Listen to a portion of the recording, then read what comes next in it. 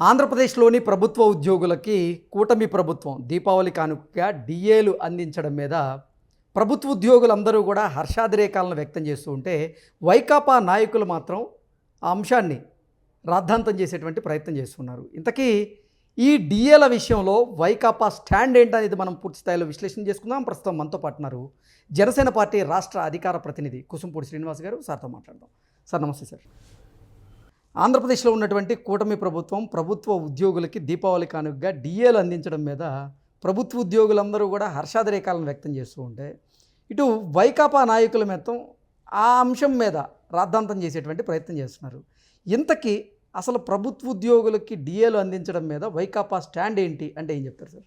ఈ ప్రభుత్వం వచ్చేటప్పటికి ఉద్యోగులకు సంబంధించినటువంటి బకాయిలు దాదాపు 35,000 కోట్ల రూపాయలు పెట్టిందని చెప్పేసి ఆర్థిక శాఖ తేల్చింది. అంటే గత ప్రభుత్వం పెట్టిన బకాయిలు, దాంట్లో ఈ డిఏ బకాయిలే దాదాపు 7,000 కోట్ల రూపాయలు. అది కూడా ఈ ప్రభుత్వం వచ్చిన దాకా తీర్చారు. సరే, ఎప్పటి నుంచో ఉద్యోగులకు సంబంధించిన డిఏల విషయంలో, ఫిట్మెంట్ విషయంలో, పిఆర్సీ విషయంలో కొన్ని సమస్యలు ఉన్నాయి.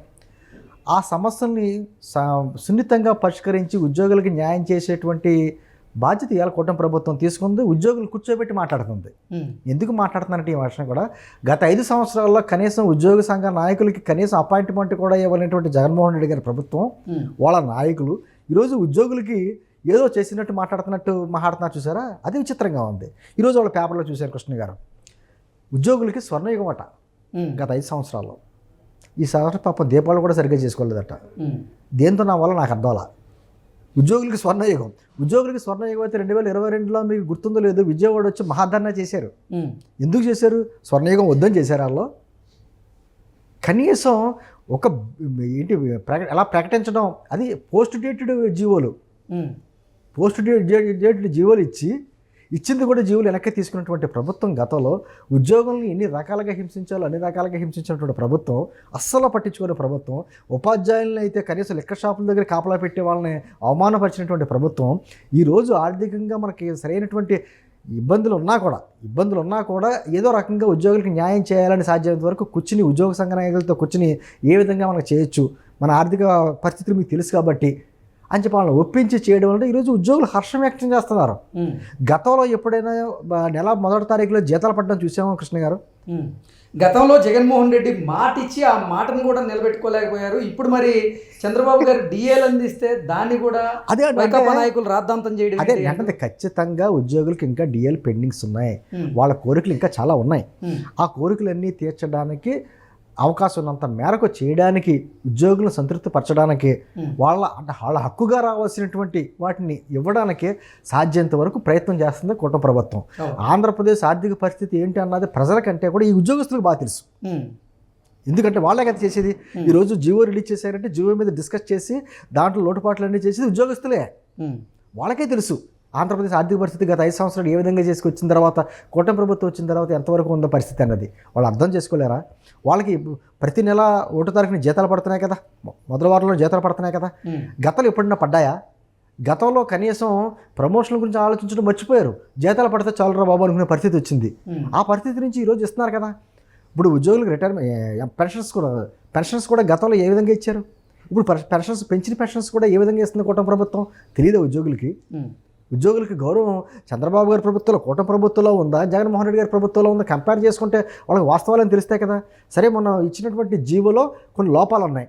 ఉద్యోగుల్లో కూడా కొంచెం ఆందోళన వ్యక్తం చేశారు. ఎప్పుడు డిఏలు ఎప్పుడు రిటైర్మెంట్ ఇస్తారంటే అనేటువంటి జీవో వెంటనే ఆ విషయాన్ని ప్రభుత్వం దృష్టికి తీసుకొచ్చారు. ప్రభుత్వం ఎక్కడ బ్యాడ్జీలు చూపించలేదే. జీవో ఎలా రిలీజ్ చేశారు? అధికారులు ఏంటి అలా చేయడం? వెంటనే కూర్చోబెట్టారు, జీవోని మార్చి కొత్త జీవో ఇచ్చి నిన్న జీవో దాంట్లో సరి చేశారు. ఆ 21 నెలల డిఏకి సంబంధించి 4 విడతల్లో ఇస్తామని చెప్పన్నారు. 2026 మొదలుకొని 4 విడతల్లో ఇవ్వడానికి ప్రయత్నం చేస్తారు. ముందు 10% వేస్తారు, మిగతా 90% తర్వాత వేసేలాగా. నేను అంటుంది ఉద్యోగులకి కనీసం ఒక గౌరవం ఇవ్వడమే కాదు, వాళ్ళ సమస్యల మీద పరిష్కారం చూపించే ప్రభుత్వం ఏదన్నా విషయం తెలీదా? ఇలా అద్భుతంగా ఎక్కడికక్కడ ఏ శాఖకు సంబంధించినటువంటి ఆ శాఖకు సంబంధించినటువంటి అనేక లోపాలు లేవు, అద్భుతంగా జరిగిపోతుంది, ఉద్యోగుల కోరికలన్నీ తీర్చేస్తున్నాం అని మేము చెప్పట్లా, తీర్చడానికి ప్రయత్నం చేస్తున్నాం. గతంలో ఎప్పుడైనా ఇటువంటి వాతావరణం మీకు ఉందా? గతంలో పోత సత్యనారాయణ గారు ఏమన్నాడంటే, ఇలా ధర్నాలు చేసి రోడ్లు ఎక్కితే ఎలా కుదురుద్ది, అవసరమైతే కాళ్ళు పట్టుకుంటా కూడా సిద్ధపడాలన్నాడు ఉద్యోగస్తులు ఉద్దేశించి. ఈరోజు ఎవరన్నా అన్నారా నా మాట? కనీసం ఒక్కసారి అయినా ఉద్యోగ సంఘ నాయకులతో కూర్చుని గత ప్రభుత్వం ఏమన్నా కూర్చోబెట్టి మాట్లాడిందా? మాట్లాడకపోగా అవమానించింది. వాళ్ళ ధర్నాలు చేస్తే ధర్నాలు అణిచివేసింది ఎక్కడికెక్కడ.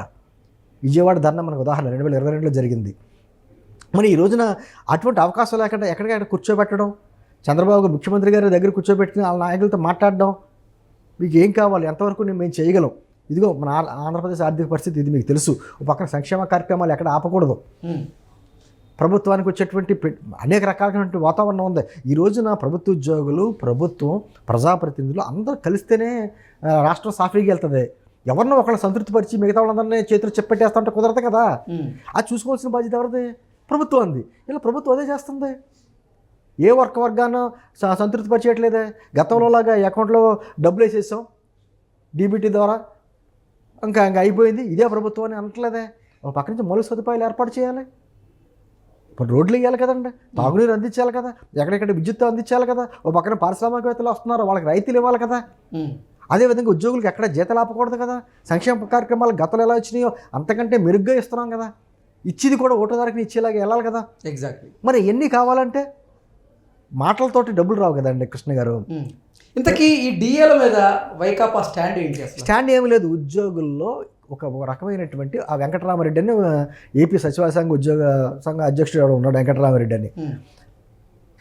గతంలో అతను ప్రభుత్వానికి అనుకూలంగా ఎప్పుడు వెళ్ళకూడదు. ప్రభుత్వానికి వెళ్ళకుండా మీన్స్ పార్టీకి, అధికారిక పార్టీకి అనుకూలంగా సమావేశాలు కూడా నిర్వహించాడు. అతని మీద కమిషన్ కూడా వేశారు, అతను సస్పెండ్ చేశారు కొన్నాళ్ళు ఎలక్షన్ కమిషన్. ఆ వ్యక్తి వచ్చి మాట్లాడుతున్నాడు ఇక్కడ 34,000 కోట్ల రూపాయల బకాయిలు ఎప్పుడు చెల్లిస్తారు? ఒక డిఏకి ఎంత ఇబ్బంది పడిపోతుంటే, ఇబ్బంది పెట్టేస్తుంటే 35,000 కోట్ల రూపాయల బకాయిలు ఎలా చెల్లిస్తారని అడుగుతున్నాడు. మరి ఇతను గత ప్రభుత్వం మీద ఎందుకు? అదే అంటాను, 35,000 కోట్లు బకాయిలు ఉన్నాయని చెప్పి నీకు తెలుసు కదా, స్పృహ ఉంది కదా, మరి 35,000 కోట్ల బకాయిలు ఎందుకు పెట్టేవారని చెప్పి గత ప్రభుత్వాన్ని అడిగావా? అడగకపోగా గత ప్రభుత్వానికి అనుకూలంగా నువ్వు మీటింగ్లో పాల్గొన్నావు, నువ్వు సస్పెండ్ అయ్యావు, నువ్వు తిరుగుతున్నావు. నీకు అసలు అర్హత ఎక్కడుంది? ఆ ఉద్యోగులు చూసుకోవాలి. ఇటువంటి వ్యక్తుల్ని మన ఉద్యోగ నాయకులుగా ఎన్నుకున్నందుకు వాళ్ళు చూసుకోవాలి. ఓ పక్కన విద్యాసాగర్ గారు చెప్పాడు, ఉద్యోగ సంఘ నాయకుడు, మేము మా దగ్గర జీవో వచ్చిన వెంటనే దాంట్లో ఉన్న సమస్యని ప్రభుత్వం దృష్టి తీసుకొచ్చిన వెంటనే ఆ జీవో తీసేసి కొత్త జీవో ఇచ్చింది, సంతోషం, మేము సహకరిస్తాం ప్రభుత్వానికి. ఈ పక్క నుంచి అనేక రకమైనటువంటి ఆరోపణలు కూడా ఉన్నాయండి. ఉద్యోగులకి ఇన్ని సదుపాయాలు కావాలనేటువంటి ఆరోపణలు ఉంటాయి.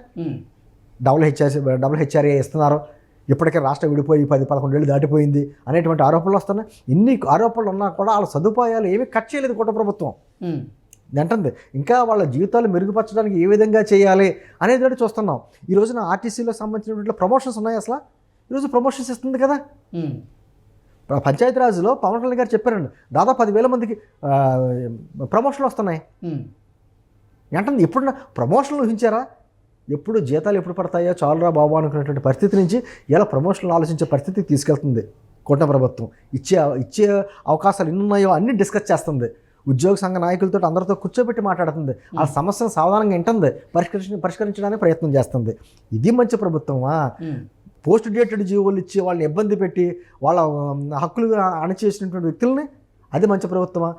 అదేదో రెడ్డి రాజ్యం స్వర్ణయుగంలాగా జగన్మోహన్ రెడ్డి గారి ప్రభుత్వం ఉద్యోగులు స్వర్ణయుగం అని చెప్పి రాయడానికి కూడా సిగ్గేయలేదు అనిపించింది నాకు. ఆ వార్త అలా హెడ్డింగ్ పెట్టారు, జగన్ రెడ్డి హయాంలో స్వర్ణయుగం అంట. స్వర్ణయుగం అయితే ఉద్యోగులు వస్తున్నందులో ధర్నాలు కాదండి, ఓ కొమ్మడిగా ఎందుకు గుద్దు మన ఎలక్షన్స్ ఎందుకు చూపించారు? కసంతా చూపించారుగా.